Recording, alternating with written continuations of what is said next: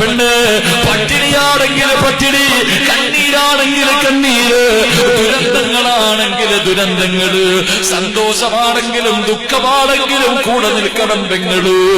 അല്ലാഹുവിന്റെ പ്രവാചകനോടൊരു ഭാര്യ പറഞ്ഞ വാക്കാ, പറഞ്ഞു കൊടുക്കണം ചെറുപ്പക്കാരാ. ഗൾഫിൽ കിടന്ന് കഷ്ടപ്പെടുന്ന കഥ പറഞ്ഞാ പോരടാ, നീ അവിടെ കിടന്ന് കഷ്ടപ്പെടുന്നത് എന്താണെന്ന് നിന്റെ ഭാര്യക്ക് പറഞ്ഞു കൊടുക്കണം. നീ പട്ടിണി കിടന്നിട്ട് പൈസ അയച്ചു കൊടുക്കുന്ന പ്രവാസികളുണ്ട്. അല്ലാഹുവേ, അവിടെ കുബൂസും വെള്ളവും തിന്നിട്ട് ഭാര്യക്കും മക്കൾക്കും ഭക്ഷണം അയച്ചു കൊടുക്കുന്നവര്, പണമയച്ചു കൊടുക്കുന്നവര്, ഇക്കാര്യങ്ങളുടെ ജോലി എന്താണെന്ന് ചോദിക്കുമ്പോ വേദന മുഴുവനും മനസ്സിന്റെ ഉള്ളിൽ അമർത്തി വെച്ചിട്ട് കാര്യമില്ല ചെറുപ്പക്കാരാ. പറഞ്ഞു കൊടുക്കണം നിന്റെ ജോലി എന്താ, നിന്റെ വേദന എന്താ, നിന്റെ കഷ്ടപ്പാടെന്താണെന്ന് പറഞ്ഞു കൊടുക്കണം. അപ്പോഴേ നിന്റെ ഭാര്യയും മക്കളും ഭക്ഷണം കഴിക്കുന്ന സമയത്ത് ഒരു ചോറ് താഴെ വീണാ, നിന്റെ പൊന്നാര മക്കള് ഭക്ഷണം കഴിച്ചു കൊണ്ടിരിക്കുമ്പോ അറിയാതെ ഒരു ഭക്ഷണം താഴെ വീണാ, നിന്റെ ഭാര്യ അതെടുത്തിട്ട് പറയും, മോനെ കളയല്ലേടാ, ഇത് നിന്റെ ഉപ്പ രക്തം വിയർപ്പാക്കിയിട്ട് അധ്വാനിച്ചുണ്ടാക്കിയതാ എന്ന് പറഞ്ഞു കൊടുക്കുന്ന ഒരു ഭാര്യയായി നിന്റെ ഭാര്യ മാറണമെങ്കിൽ എന്റെ പ്രിയമുള്ളവരെ, ഭാര്യക്ക് പറഞ്ഞു കൊടുക്കേണ്ട ഒന്നാമത്തെ കഥയാ, ഒന്നാമത്തെ ചരിത്രമാ. രണ്ടാമത്തെ ചരിത്രം ഏതെന്നറിയോ? രോഗം പിടിച്ച ഭർത്താക്കന്മാരെ കളഞ്ഞിട്ട് ഓടുന്ന പെണ്ണുങ്ങളുണ്ട്. വല്ലാത്ത വേദനയുണ്ട് ചെറുപ്പക്കാരാ. ഒളിച്ചോട്ടം വല്ലാതെ വർദ്ധിക്കുന്ന കാലവാ. വീട്ടിലുള്ള സ്വർണം മുഴുവനും മോട്ടിച്ചിട്ട് കാമുകന്റെ കൂടെ പെണ്ണുങ്ങൾ ഓടുന്ന കാലവാ. സ്വന്തം ഭർത്താവിന്റെ മുഖത്ത് ആസറ്റൊഴിച്ച് കൊന്നിട്ട് കാമുകന്റെ കൂടെ ഓടിച്ചോടുന്ന പെണ്ണന്മാരുടെ കാലവാ. സുഖത്തിന് വേണ്ടി പെണ്ണുങ്ങൾ ഇങ്ങനെ പരക്കം പായുമ്പോ കാലം തീർക്കാ, ജീവിതം ആസ്വദിക്കാ പരക്കം പായുന്ന പെണ്ണുങ്ങള്, സുഖം തേടുന്ന ഉമ്മമാരെ, ഭർത്താക്കന്മാരെ വഞ്ചിക്കുന്ന പെണ്ണന്മാരെ, ഒരു ഭാര്യ നിനക്ക് ഞാൻ പറഞ്ഞു തരാ. ഈ സദസ്സിലിരിക്കുന്ന ഓരോ ഭർത്താവ് തന്റെ ഭാര്യക്ക് പറഞ്ഞു കൊടുക്കാറുള്ള രണ്ടാമത്തെ ചരിത്രമാരുടെ ചരിത്രമെന്നറിയോ? റഹ്മത്ത് ബീബി റളിയല്ലാഹു തആല അൻഹാ. റഹ്മത്ത് ബീബി റളിയല്ലാഹു തആല അൻഹാ. ആരാ റഹ്മത്ത് ബീബി? ആരെന്നറിയോ? മഹാനായ അയ്യൂബ് നബി അലൈഹിസ്സലാം. അല്ലാഹുവിന്റെ പ്രവാചകൻ അയ്യൂബ് നബിയുടെ ഭാര്യയാണ്. മഹാനായ അയ്യൂബ് നബി അലൈഹിസ്സലാമിന്റെ ഭാര്യയാണ്. അല്ലാഹുവേ, അയ്യൂബ് നബിക്ക് അല്ലാഹു കൊടുത്ത ഒരു പരീക്ഷണം എന്തെന്നറിയോ? ലോകത്തൊരാൾക്കും കൊടുക്കാത്ത ഒരു മാരക രോഗമാണ് അല്ലാഹു കൊടുത്തത്. ശരീരം മുഴുവനും പുഴുത്ത് അല്ലാഹുവേ, പ്രവാചകന്റെ ശരീരം മുഴുവനും പഴുത്തു പൊങ്ങുകയാണ്. വല്ലാത്ത ദുർഗന്ധമാ, ഒരാളും അടുത്തു പോകൂല. വല്ലാത്ത ദുർഗന്ധമാണ്. എല്ലുകൾ വെളിയിൽ കാണുന്ന രീതിയില് അയ്യൂബ് നബിക്ക് അല്ലാഹു ഒരു പരീക്ഷണം കൊടുത്തു. കുടുംബക്കാരും നാട്ടുകാരും എല്ലാവരും കൈയൊഴിഞ്ഞു. പക്ഷേ സ്വന്തം നാട്ടിൽ നിന്ന് അയ്യൂബ് നബിയെ ആട്ടി ഓടിക്കുമ്പോ റഹ്മത്ത് ബീവി എന്ന ഭാര്യ പറഞ്ഞു, നബിയേ, ഞാനുണ്ട് നബിയേ, നിങ്ങളെ ഞാൻ ഉപേക്ഷിക്കില്ല നബിയേ. രോഗം പിടിച്ച് കിടക്കുന്ന കിടപ്പിൽ കിടന്ന് മലമൂത്ര വിസർജനം നടത്തുന്ന ഭർത്താവിനെ കളഞ്ഞിട്ട് ഓടുന്ന പെങ്ങന്മാര്, മറ്റുള്ള ചെറുപ്പക്കാരനെ തേടി സുഖിക്കുന്ന പെങ്ങള്, നിനക്ക് പഠിക്കാനുള്ള ചരിത്രമാ. രോഗിയായ ഭർത്താവിന്റെ കൂടെ റഹ്മത്ത് ബീവി നടക്കുകയാ. എന്റെ പ്രിയപ്പെട്ടവരെ, ഓരോ ദിവസം കഴിയുമ്പോഴും അയ്യൂബ് നബിക്ക് രോഗം ഇങ്ങനെ കൂടുകയാ. അയ്യൂബ് നബി എല്ലും തോലുവായി, അയ്യൂബ് നബി എല്ലും തോലുവായി. നടക്കാൻ കഴിയില്ല. ഒരുമ്മ തന്റെ കുഞ്ഞിനെ 10 മാസമാണ് ചുമക്കുന്നത്.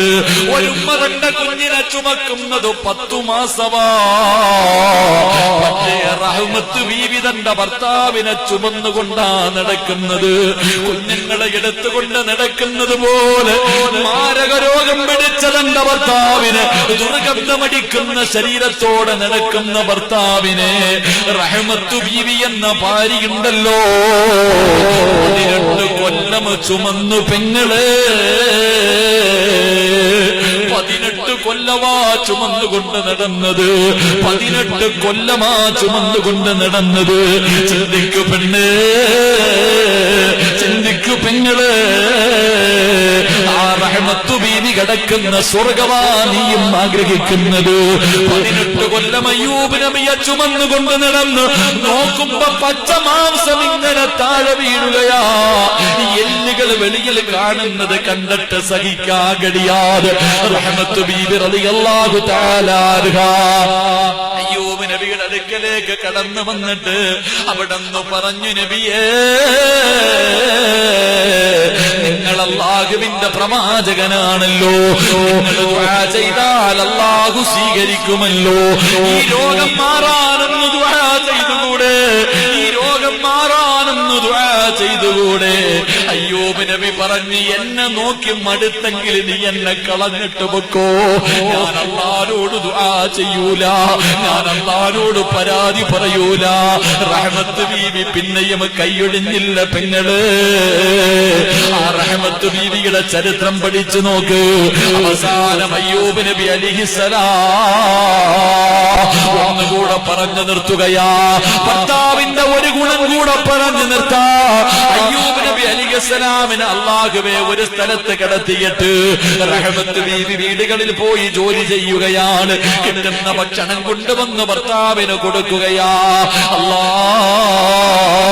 ഒരു ദിവസം അയ്യൂബ് നബി അലൈഹിസ്സലാമിന് കിടത്തിയിട്ട് ഭാര്യ ഇങ്ങനെ ജോലിക്ക് നടക്കുകയാണ്. രാവിലെ മുതൽ വൈകുന്നേരം വരെ ജോലിക്ക് നടന്നു. ഒരാളും ജോലി കൊടുത്തില്ല.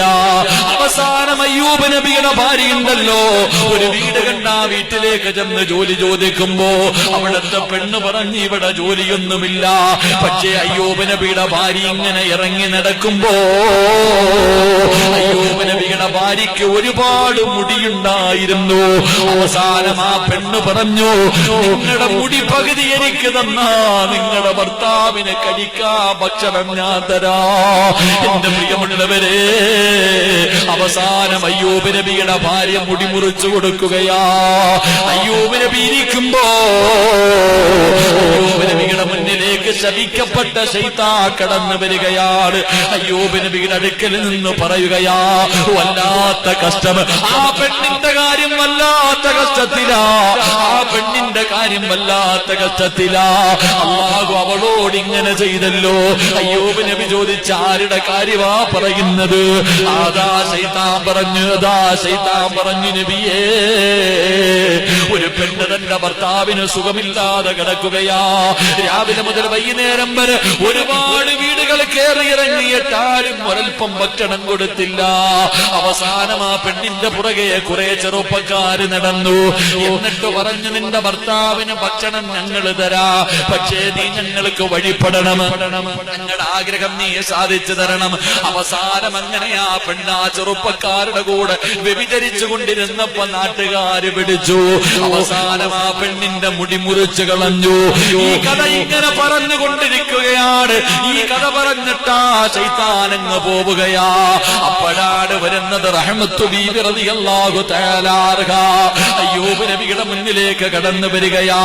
ഭർത്താവിന്റെ അനുവാദമില്ലാതെ മുടി മുറിച്ചു കൊടുത്ത വേദനയോടെയാണ് കടന്നു വരുന്നത്. അടുത്ത് വന്നിട്ട് പറഞ്ഞു, നബിയേ,